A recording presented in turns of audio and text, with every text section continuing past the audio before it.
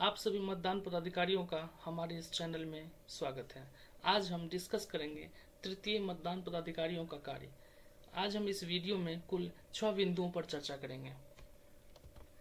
इस वीडियो का संकलन प्रशिक्षण प्रबंधन कोषांग मधुबनी के द्वारा निर्गत पुस्तिका के आधार पर किया गया है। आप सभी मतदान पदाधिकारियों से अपेक्षा की जाती है कि आप इस पुस्तक का अध्ययन अवश्य करें। स्टार्ट करते हैं आज का हम अपना विषय वस्तु। तृतीय मतदान पदाधिकारी ये कंट्रोल यूनिट के प्रभार में होते हैं। ये कंट्रोल यूनिट होता है जिसका चित्र दिखाया गया है। दूसरा, ये मतदाता शासकीय पर्ची प्राप्त करते हैं, यानी जो P2 जो मतदाता शासकीय पर्ची जारी करते हैं उस पर्ची को P3 यानी तृतीय मतदान पदाधिकारी उस मतदाता पर्ची को प्राप्त करते हैं। तीसरा पॉइंट, मतदाता के हाथ में लगे अमिट स्याही के निशान को चेक करते हैं। वास्तव में ये अमिट स्याही लगाने का काम द्वितीय मतदान पदाधिकारी का होता है, लेकिन व्यवहारिक रूप में इस काम को तृतीय मतदान पदाधिकारी को ही दे दिया जाता है। लेकिन तृतीय मतदान पदाधिकारी का जो काम होता है वो अमिट स्याही के निशान को चेक करने का होता है। ये जैसे दर्शाया गया है। इसमें अमिट स्याही लगाने का एक तरीका और है, जो उंगली में आधा नाखून और आधा स्किन में होना चाहिए।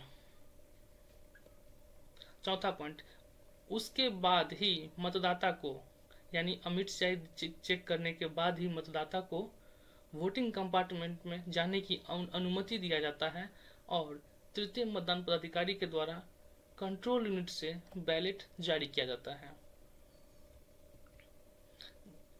अब ये बैलेट कंट्रोल यूनिट में कहाँ होता है उसको इस एरो मार्क की सहायता से हम देखते हैं यहाँ पे।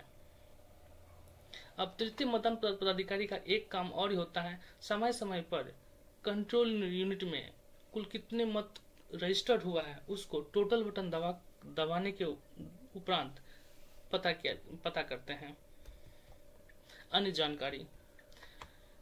पांचवा बिंदु, जिस मतदान केंद्र में मतदाता की संख्या कम रहती है वहां तृतीय मतदान पदाधिकारियों के कार्यों का निर्वहन पीठासीन पदाधिकारी द्वारा किया जाता है। छठा पॉइंट, बैलेट यूनिट जारी करने के उपरांत यदि कोई मतदाता मत देने से मना कर देता है तो इस तरह के क्रिटिकल कंडीशन पे अब हम चर्चा करते हैं। यदि कोई मतदाता बैलेट यूनिट जारी करने के उपरांत मत देने से मना कर देता है तो पहला कंडीशन, अगले मतदाता के द्वारा उसका उपयोग वोटिंग कंपार्टमेंट में किया जाता है।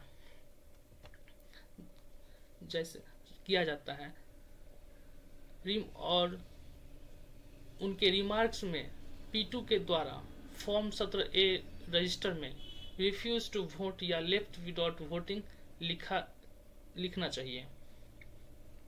दूसरा कंडीशन, यदि वह मतदाता अंतिम मतदाता है तो इस परिस्थिति में मतदान नहीं किया जाता है।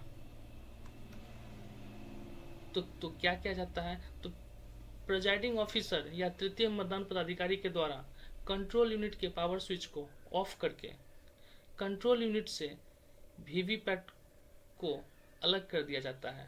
यानी जब ऐसा कंडीशन रहेगा, यदि वो मतदाता अंतिम मतदाता था तो उस कंडीशन में क्या करते हैं, कंट्रोल यूनिट के पावर स्विच को ऑफ करते हैं, वीवीपैट का नॉब को ऑफ करते हैं, हॉरिजॉन्टल करते हैं और वीवीपैट के कंट्रोल यूनिट में जो लगे हुए वायर होता है वीवीपैट का उसको निकाल देते हैं।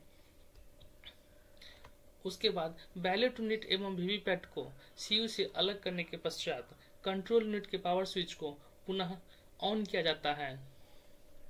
अब बीजी लैंप बंद हो जाएगा जिससे कि कंट्रोल यूनिट का क्लोज बटन कार्य करने लगेगा और अंत में मतदान की समाप्ति की जाती है। यानी जब हम कंट्रोल यूनिट को ऑफ करके कनेक्टिविटी को रिमूव करते हैं, दोनों डिवाइसों को अलग अलग करते हैं, उसके उपरांत पुनः जब हम कंट्रोल यूनिट के पावर स्विच को ऑन करेंगे तो ऑन करने के उपरांत कुछ देर के बाद जब मेरा कंट्रोल यूनिट रेडी हो जाएगा उस समय उसके बाद जो बीजी लैंप जल रहा था पहले रेड कलर का वो बंद हो जाएगा और उसके बाद क्लोज बटन जो था मेरा वो काम करने लगेगा और अंत में हम क्या करेंगे, कंट्रोल यूनिट का क्लोज बटन दबा करके मतदान का समाप्ति कर देंगे।